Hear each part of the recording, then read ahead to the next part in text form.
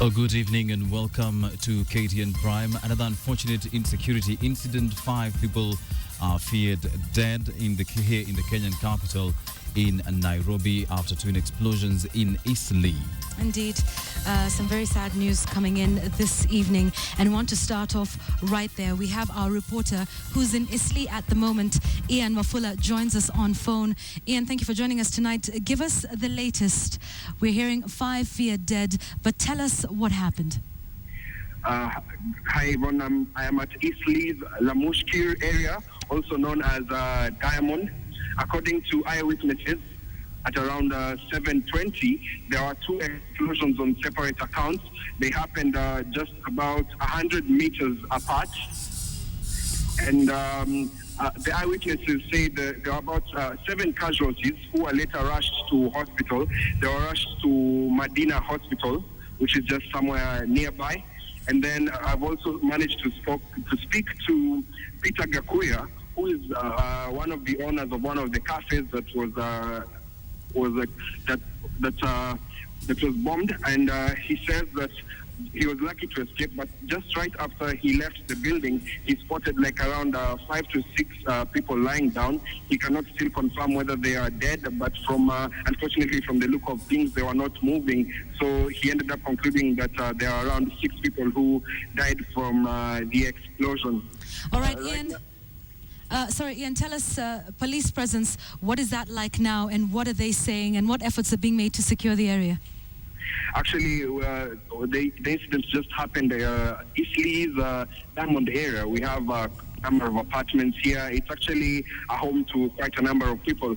So police are trying to control the large crowds that have come here to maybe have a look at what is happening. So we've actually had like 3 to 4 stampedes of just police trying to chase the crowds away. Among the crowds, we have mothers and children who are out at this time. So the police are really trying to control it. The police are also not getting into the buildings because they're waiting for ballistic experts to come and analyze if there are any more explosives, and then they'll give us a brief. We have the county commander, Wilson Kiboi. He's here among other police. Okay, and let's talk about, of course, the number of explosions that were heard. We understand it was not 1, but possibly 2 or 3. Could you confirm this? A number of witnesses say they had 2 explosions that happened about 100 meters apart. And what is surprising is that this explosion happened in 2 cafes. All right, okay. Thank you very much for that, and we do hope to hear more from you this evening. Let's just recap what we've heard from our reporter, Ian Wafula, who is in Eastleigh at the moment. He says witnesses reported hearing 2 blasts about 100 meters apart at 7:20 this evening. One of the owners of the restaurant claimed to have seen a number of bodies, but that cannot be confirmed. 5 are feared dead at this point.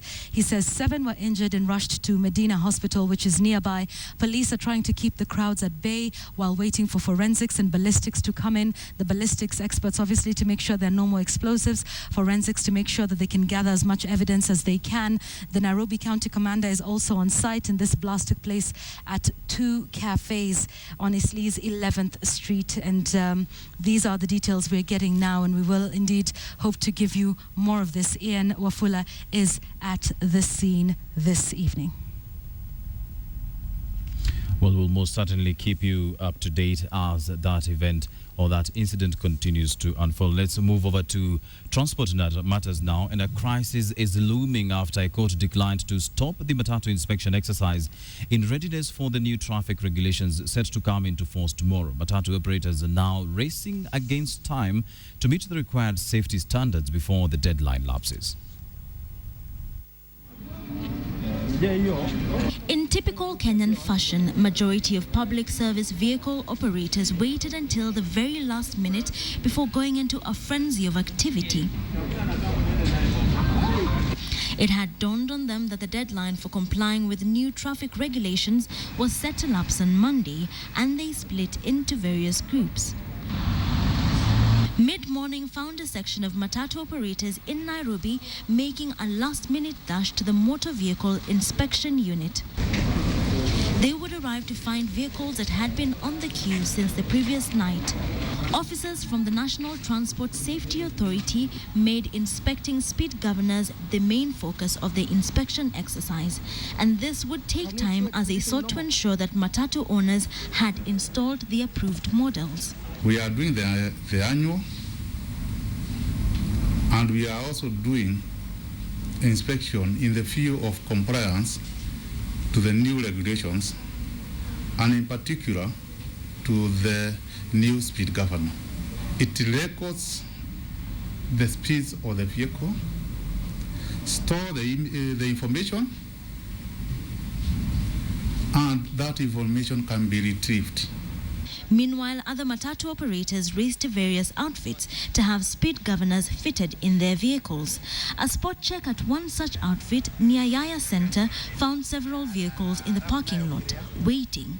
We were informed that not all of this would be fitted with the gadgets by the end of the day, as the speed governors were in short supply. What we are getting also from the production line is not mass. They are producing about 200 gadgets a day. Even if you were to tabulate that into the 80,000 plus Matatus, it will take so much time. Yet another group, this one comprising members of the Matatu Welfare Society, rushed to court seeking to have the deadline for compliance with the new laws extended. Stakeholders in the industry had complained that the period for compliance had been too short. That is mingi, especially za PSV. Na hiyo time tulipewa mpaka kesho deadline. Magari mingi especially za kupeleka watu huko Western, safari za mbali hatuta manage. Nimekataa kwa gari mimi. Sasa ndio tulikuwa tunataka tuangalie hiyo ni nini. Juu sasa hata hiyo muda unaona imetupisha siku 3 hapa. The speed governors were there from the time of Michuki. 2003, there is nothing new. They tampered with them. They proved that they cannot be trusted, and therefore now we are putting a foolproof gadget. These rules should have come in December. In our meeting with them at KICC, we pleaded with them. They pleaded with me. 1st April, that was their date, not mine, and that's it. The new laws require, among other things, that Matatu owners fit speed governors on their vehicles, pay drivers a monthly basic salary, and long-distance owners to have a fleet management system that records data about the vehicle's speed. Since the inspection exercise began, just over 6,500 vehicles are reported to have been inspected. In Garissa, only 2 vehicles had been inspected. This, a state of affairs that Matatu owners argued could lead to a transport crisis come Tuesday. But they would find no reprieve at the court. High Court Judge Justice George Odunga declined to grant orders to stop the inspection exercise. Instead, he directed that the parties return to court on Wednesday to make their arguments on why the court should stop the implementation of the new traffic regulations. Faced with the knowledge that tens of thousands of vehicles have not yet complied with the new rules, commuters are now bracing themselves for a transport crisis come Tuesday. Wilkistanyabwa, KTN.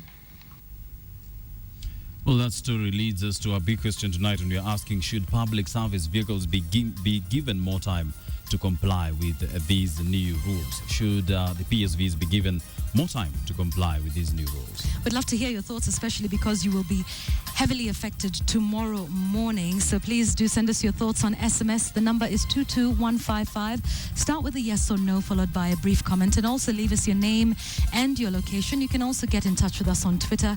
That's at KTN Kenya, at Yvonne Okwara, and at Wilson_Mburu. Remember, the High Court has declined to suspend these new regulations, and it will be important to know just what these regulations are all about. Absolutely. And let's go to a video wall here. I think we can look at some of the more pertinent rules that the government is saying must be implemented. If we can just have these rules here. The first rule, and I think this is probably one of the most important, is every vehicle has to belong to a SACCO which has at least 30 vehicles.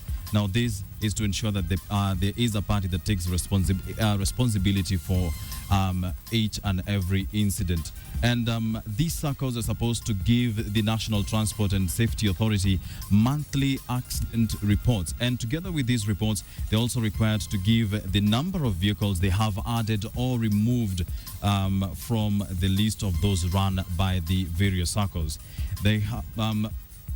there should be a fleet management system. This fleet management system, of course, is for the vehicles that are long haul or traveling distances of over 100 kilometers out of Nairobi. This seems to be a repeat here. Let's move on. Operators must comply with labor laws. The operators of these PSVs have to comply with the labor laws, and this means that when they employ their staff, they have to be on permanent basis, and the staff should be members of NSSF and NHIF. There is a tendency by matatu operators to pay, or matatu owners to pay their operators on a nightly basis or on a shift basis. That's where you pay your driver maybe at the end of the day or at the end of the shift. They have to get their payments at the end of the month. The vehicles also have to have two drivers for every vehicle. This means that if a vehicle is traveling at night, you have to have two drivers. This means that every driver cannot do more than 8 hours, and this ensures that the drivers remain fresh. Let's go to speed governors now, and they have to install tamper-proof speed governors.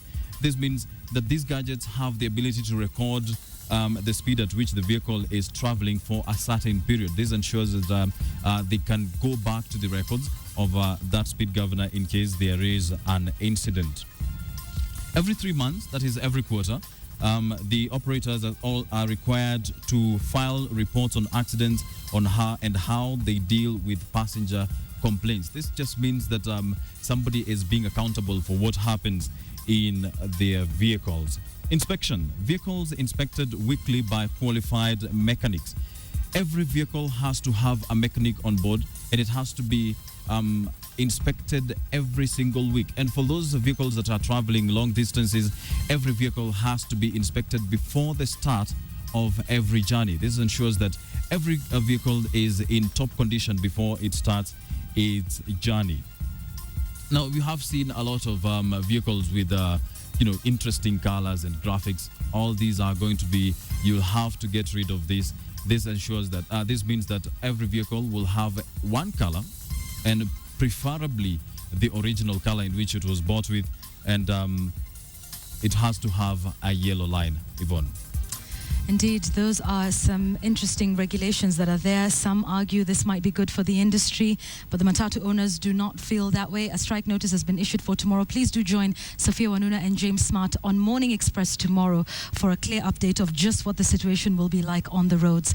Let's move away now from that and on to matters ICC. Now, the International Criminal Court has rejected a request to terminate the case against President Uhuru Kenyatta. The judges have instead postponed the president's trial to October the 7th, 2014. Here are the details.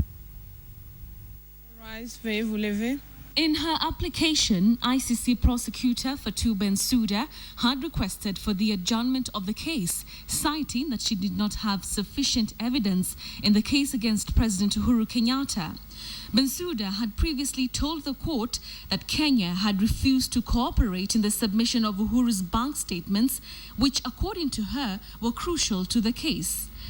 The purpose of the adjournment is to provide the government of Kenya with a further time-limited opportunity to provide to the prosecution access to certain records, which the prosecution has previously requested on the basis that they are relevant to a central allegation to the case. The chamber directed the prosecutor to submit to the Kenyan authorities a revised request to produce financial and other records relating to Uhuru within a period of 2 weeks. The chamber also directed the prosecution and the Kenyan government to engage in cooperation and consultations without delay in relation to the request. The Kenyan government is directed by the ICC chamber to promptly review the prosecutor's request to produce records relating to Mr. Kenyatta and to notify the prosecution within 2 weeks of any problem which may impede or prevent its execution. Trial Chamber 5B has since set a status conference scheduled for the 9th of July 2014 in order for the prosecution and the Kenyan government to provide an update to the chamber on the status of the execution of this request. The chamber rejected the request by the defense to terminate the case against Uhuru Kenyatta. Further, Bensouda's request to adjourn the case until Kenya cooperates has also been declined. The Chamber considered that these difficulties are clearly the result of multiple interacting factors, which include the difficulties faced by the prosecution in securing the cooperation of the Kenyan government, which prevented access to the financial records of the accused, as well as unprecedented security concerns relating to victims and to witnesses. When he appeared before the court, Attorney General Githu Muigai said that the Office of the Prosecutor should adhere to the Rome Statute, which states that she should use the court procedures to acquire documents she needs to sustain her case against Uhuru. Betty Kialo, KTN. Let's move on. Cabinet secretaries today began to outline their achievements since taking office. The cabinet secretaries also announced their plans for the second year of the Jubilee administration. From increased access to water, issuance of title deeds, to provision of subsidized fertilizer, the cabinet secretaries spoke of their successes, albeit achieved at a slow pace and low rate. At the office of the President at Harambee House, the first cabinet cluster bringing together 4 ministries kicked off the 4-day self-assessment by cabinet secretaries as the Jubilee government prepares to mark 1 year in office. But this is a journey. This is not something that we are going to say it's done, tick off and go. It's a continuous improvement. The train has left the station. A journey that will see the government issue at least 3 million title deeds. This year alone, we will issue 1 million titles.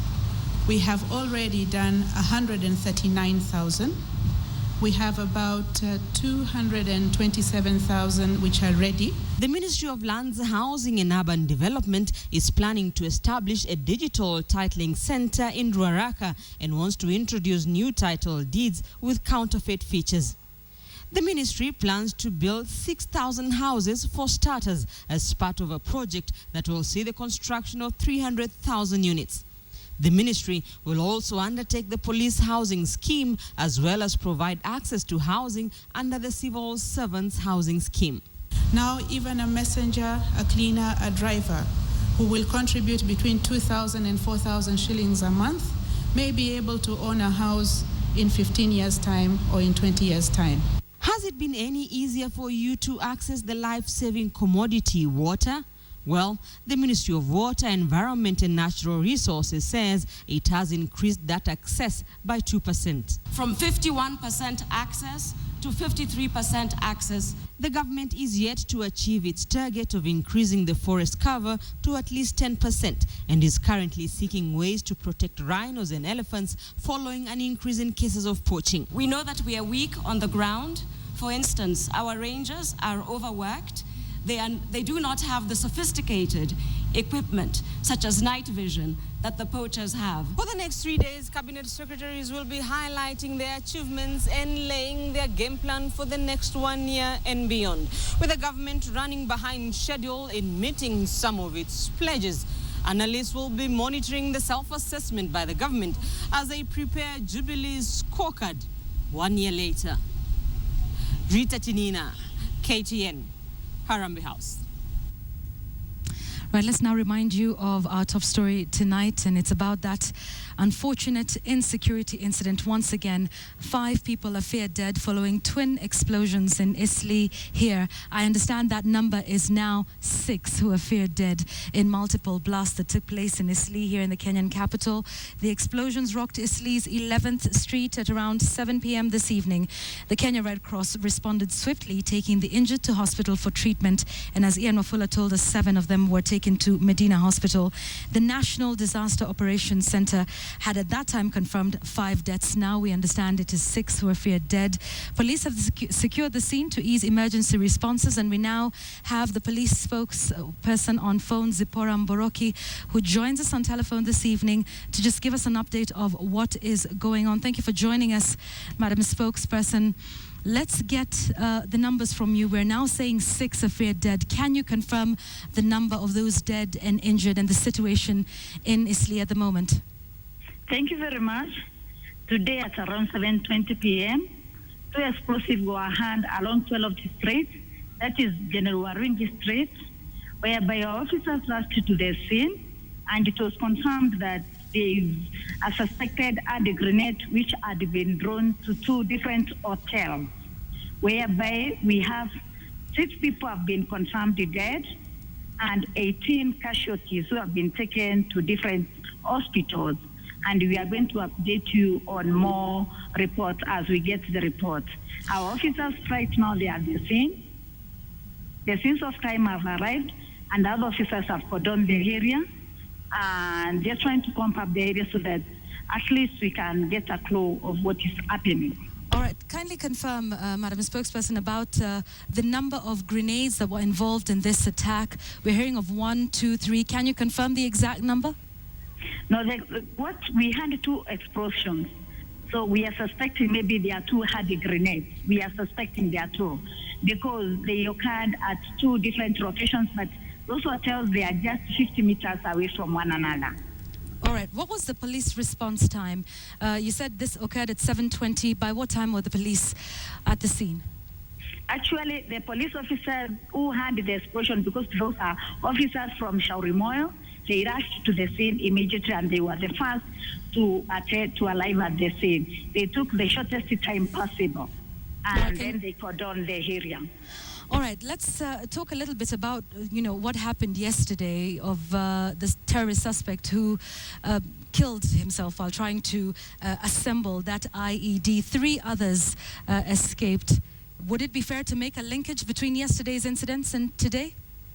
That one, at this moment, we cannot say that there is a linkage between yesterday's incident and this incident until we do our investigations, and that is the time we can have the full information. Any leads on the 3 who escaped yesterday in that explosion in Pangani? You are saying what? Come again, please. Those 3 who escaped yesterday when that IED went off while they were trying to assemble it. Any leads on them so far? No, we are trying to follow those people. And that's why we are urging the members of the public, anybody who has the information, please to come up and give us more information so that we are going to head this crime for labor. Because these people, even these young men who have actually come and done this incident right now in this evening, there are some people who have seen them and they have come from a home or they have come from a place where there are people who are aware about their whereabouts. So we are urging the members of the public, please to report and give us information. Okay, all right. Thank you very much for that. Been speaking to police spokesperson Zipporah Mboroki, who tonight confirms that 6 have died from that explosion that took place in Isli's 12th General Waruenga Street. She says 2 different cafes were affected in this attack. 18 have been injured and rushed to hospital. Police are at the scene and they say they have secured and cordoned off the area. Investigations will continue. We'll continue to keep you updated with the details of this story as it unfolds. But we want to remind you tonight of our big Q. We're talking about what's happening within the Matatu sector. Isn't that right, Wilson? Absolutely. There's a crisis looming after a court declined to stop the Matatu inspection exercise in readiness for the start of for the traffic regulations which come into effect tomorrow. That leads us to our big question tonight, and you're asking, should these public service vehicles be given more time to comply with these new regulations? Should the PSVs be given more time to comply with these new regulations? 22155 is our SMS number tonight. Do send us your thoughts. Start with a yes or no. Leave us your name and your location, and let us know what your thoughts are. You can also get in touch with us on Twitter at KTN Kenya, at Yvonne Okwara, and at Wilson_Mburu. We will be sharing your thoughts as we get into this big crisis tomorrow. Absolutely. It'll be big or not, we'll wait and see. We'll wait and see. But for now, take a short break. Don't go away. We'll be back with more. Welcome back. You're watching KTN Prime. We're glad you're watching.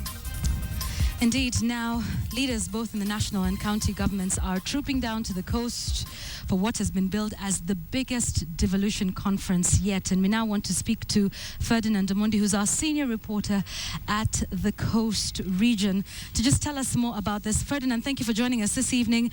It's yet another conference, yet another meeting on devolution. What do we expect from this one this time? Good evening, Yvonne. 2 weeks ago, the members of the County Assembly through the Speakers Forum came here to discuss devolution, and in the first instance, it was actually a victory for their welfare. The President supported their call to get car grants the same way as the members of Parliament, so they are hoping that the SRC will sign off to a 2 million shilling takeaway for each of the members. But this time around, over 2,000 of them trooping down to the South Coast here at the Leisure Lodge once more to discuss devolution. The theme being devolution 1 year on, looking at 1 year into devolution, celebrating milestones and confronting the challenges. So we expect this time around for them to look into the nitty-gritties, a report card, if you will, for them. And indeed, they'll also be discussing experiences not just from within Kenya, but also from beyond those who have actually been serving devolution. One of the keynote speakers expected really to give them an insight into what devolution is all about is none other than the governor of Lagos State, Nigeria, Mr. Babatunde Fashola, expected to be one of the speakers earlier. And indeed, Nigeria is one of those states where Kenya can really learn from. It is a federal republic, 36 states, close to 200 million people as the citizens. That is more, about 4 times the population of Kenya.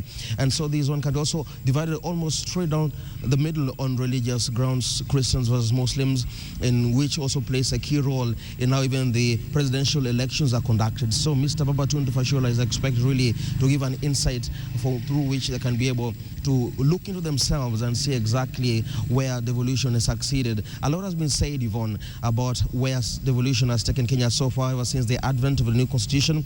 A lot of Kenyans think that gains have been made, but there's been a lot of criticism for the manner in which the governors and their MCAs have performed, particularly with the funds they have received, but also the state itself and members of parliament also being accused of being negative effects on devolution, actually as great as being accused of trying to kill devolution, and they have defended themselves. So is it going to be as fiery as it was 2 weeks ago? Maybe, but this time around we expect that perhaps there might be less confrontation and a bit more of honesty into exactly where Kenya has been 1 year down. Yvonne. Right, Ferdy, thank you for that. But just before we let you go, a lot of talk that's happening around devolution, a lot of discussions around it. And like you said, what happened 2 weeks ago, fiery, and people talking about their salaries. But what, for example, are the residents of Mombasa feeling about, this issue of devolution and now the talks happening in their county? Do you get a sort of sense of fatigue around the conferences that are being had surrounding devolution? Well, for the local Mwananchi, really, a conference does not mean anything to them, to be honest. They want people to come out of these conferences and give deliverables, and Kenya does not have a very good reputation of making good what comes out of reports and conferences, and there's a lot of hope, really, that perhaps this is something that will bear fruit. Nonetheless, the bureaucrats themselves, the proponents of devolution and those who also claim to support devolution think that this is one way to assess themselves, learn from each other. We have 47 counties, Yvonne. Some have been praised for the manner in which they have spent their money. Some have been heavily criticized. We have had a speaker, a governor impeached for non-performance and things like that. So for the local Mwananchi, we expect that other than the impeachment and other than the back and forth between government, the feeling that power has come to them is there to be appreciated to the fullest. There are those who feel that perhaps now that the governor is there, they can go there and perhaps get the services they needed. But a lot of those aspects that have been devolved, like the medical sector, a bit of a crisis, and the explanation has been that the country is still in transition. The local Mwananchi is asking, how long do we need to have this transition before we can fully feel the effects of devolution, Yvonne? So there'll be a lot of people who will say that devolution has succeeded, and others will say not quite yet. So let's see what really happens at the end of these 5 days, because it runs from tomorrow 1st up to the April 5th, that is Saturday. Yvonne. Indeed. Thank you very much for that, Ferdinand Omondi, and we thank you also for the live footage of just those preparations that are taking place for this conference on devolution. Ferdinand Omondi will keep us posted on that.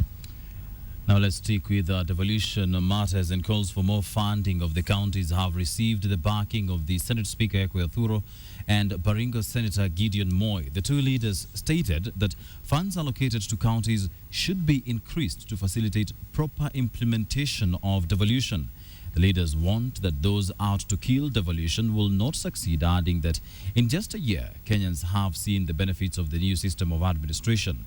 Speaking at the same function, the Transition Authority Chairman, Kinuthia Mwangi, asked the Senate to be vigilant against proposed legislations that would end up defeating devolution and consolidate power and resources at the national level. The leaders were speaking in Bogoria during the launch of the Baringo County Assembly Strategic Plan and revised standing orders.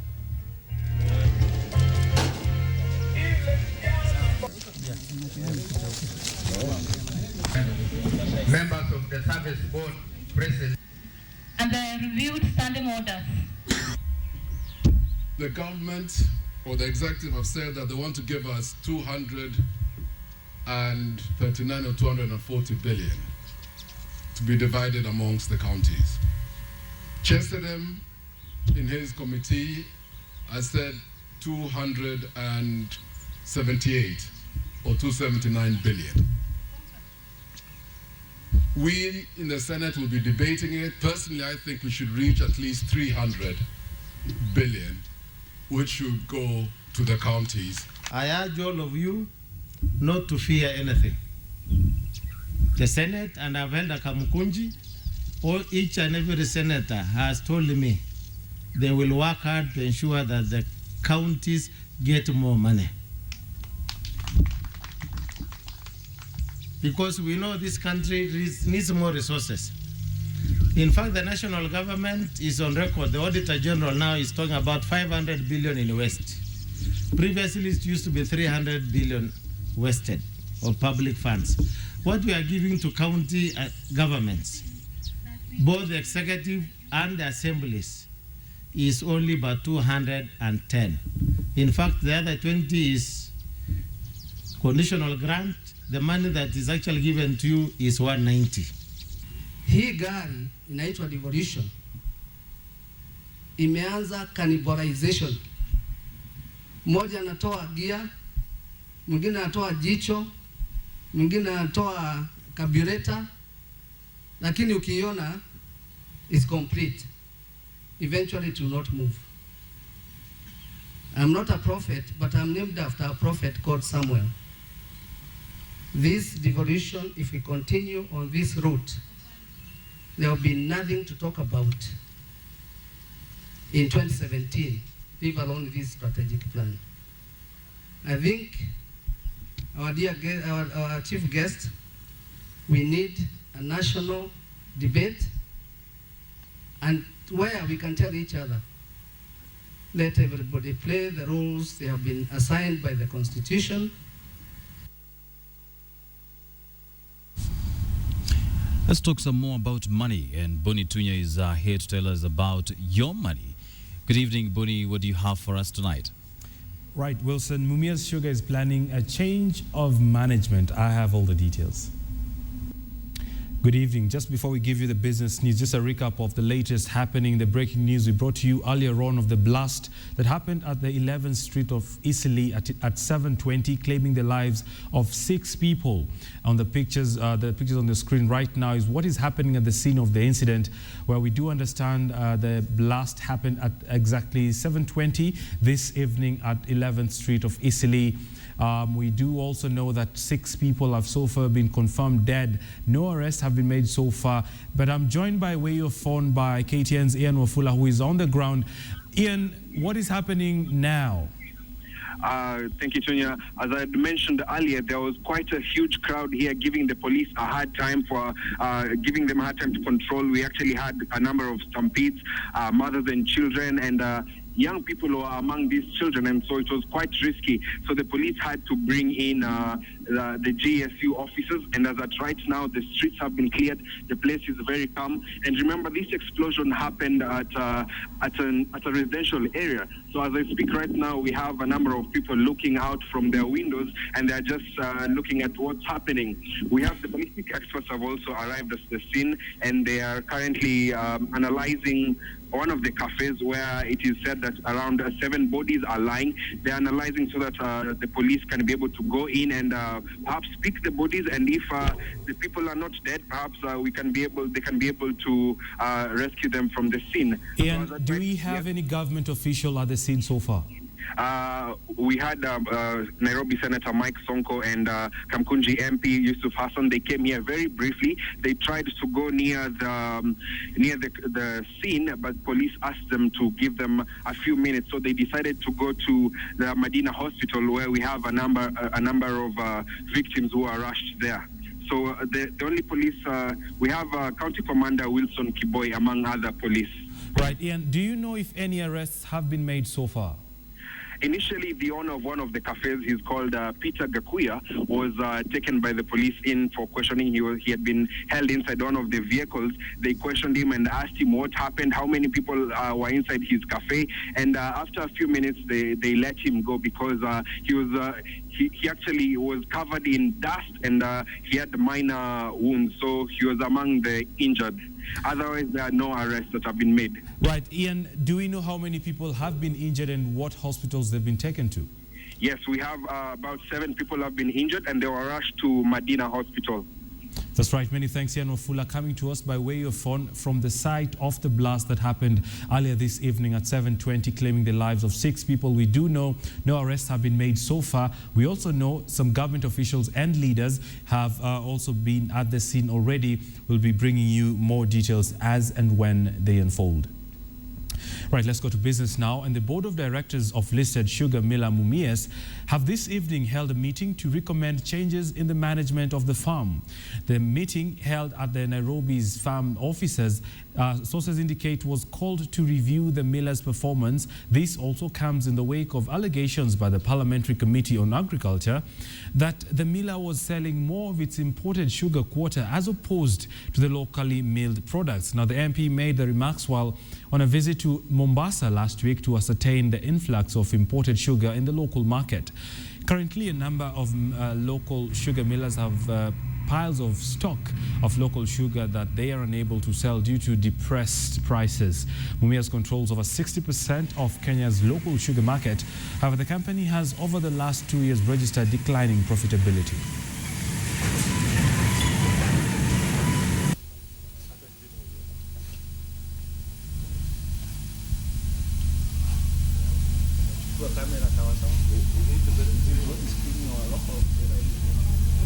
But I can tell you that in the village what tunapanga kahawa.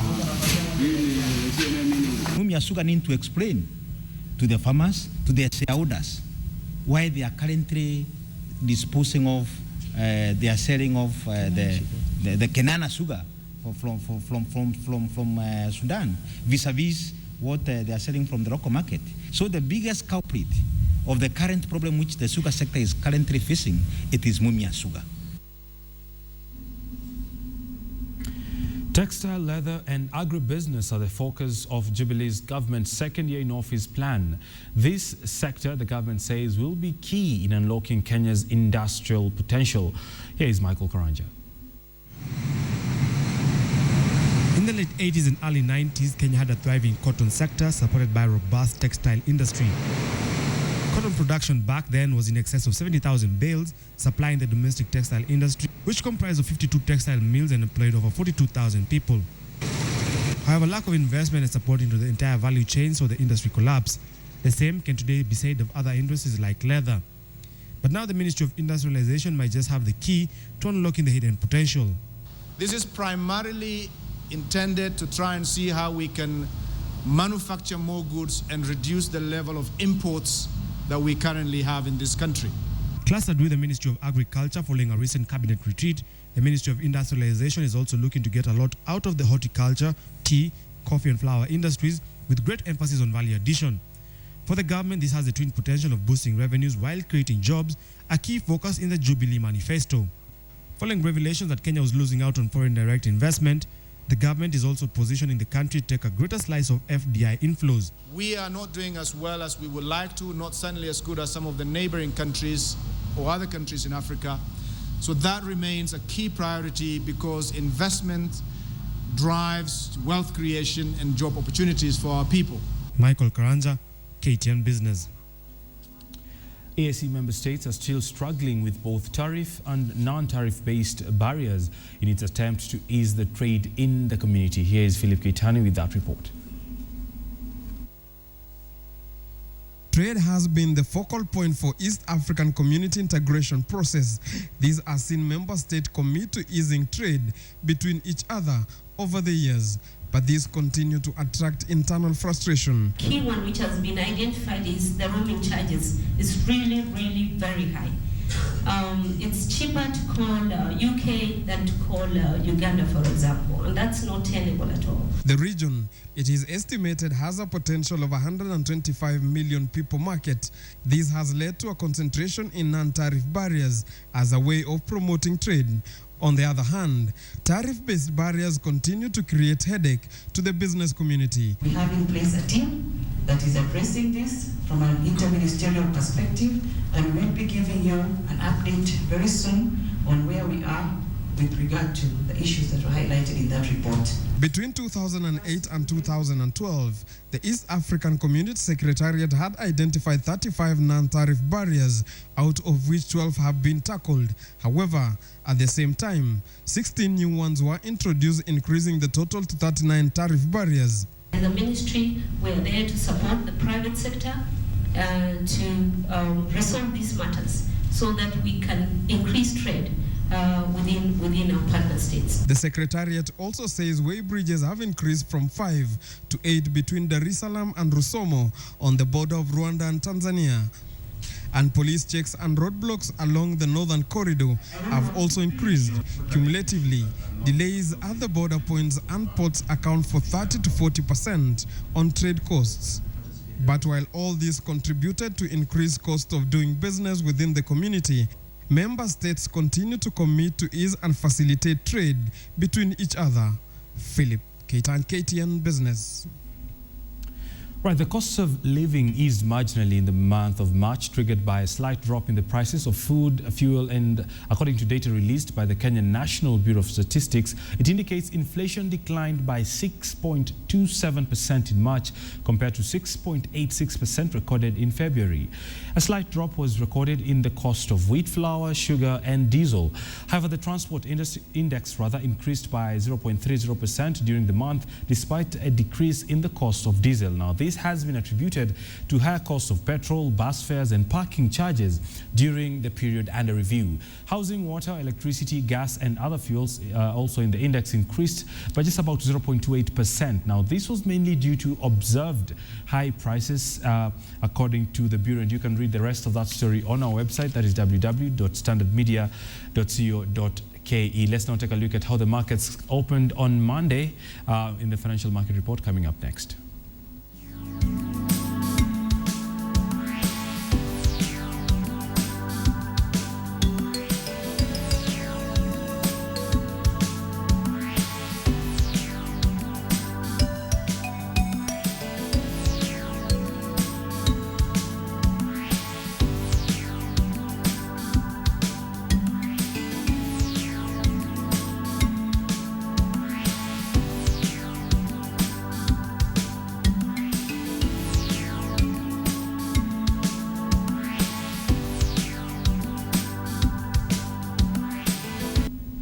Right, that's all we had for you in business today. More numbers coming up tomorrow. My name is Bonnie Tunya. Back to Wilson.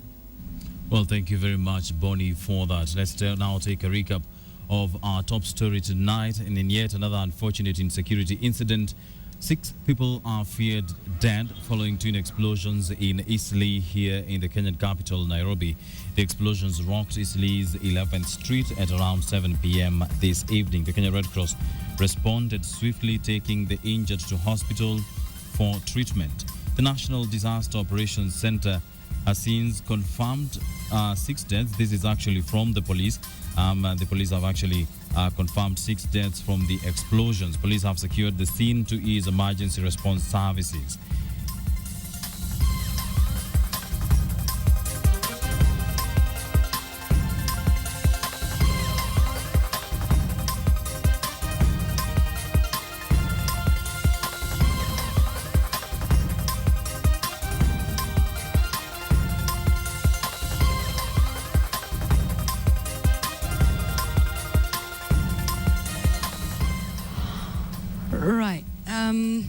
we go. And we want to bring you the latest, as you have said.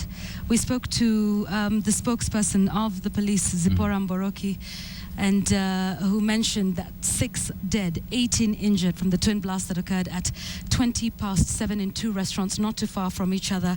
12th Isli Street, General Waringe Street. Ballistic experts are at the scene. Now, one of the restaurant owners, Peter Gakuya, spoke to us just a short while ago. Let's take a look at what he had to say. Sasa kulikuwa na watu wengine nao wanaangalia news. Sasa venye tumekaa nikasikia explosion. Kulikuwa na giza, hata hakuna kitu mtu anaona. Sasa mimi nikienda kufungua mlango, mimi ndio mtu wa kwanza kutoka. Kwenda kufungua mlango, mlango umefungwa. Nikang'ang'ana mpaka nikafungua. Ndio nikatoroka, lakini kulikuwa explosions zilikuwa 2. Uko ndani. And then before the explosions, were they... Indeed, that is Peter Gakuya, one of the owners of an owner of one of the restaurants, rather, at Isli. 6 dead, 18 injured from the twin blast that occurred at 7:20. Senator of Nairobi, Mike Mbuvi Sonko Kamkunji MP Yusuf Hassan arrived at the scene. That was about 20 minutes ago. Ballistic experts are also on site to secure the area.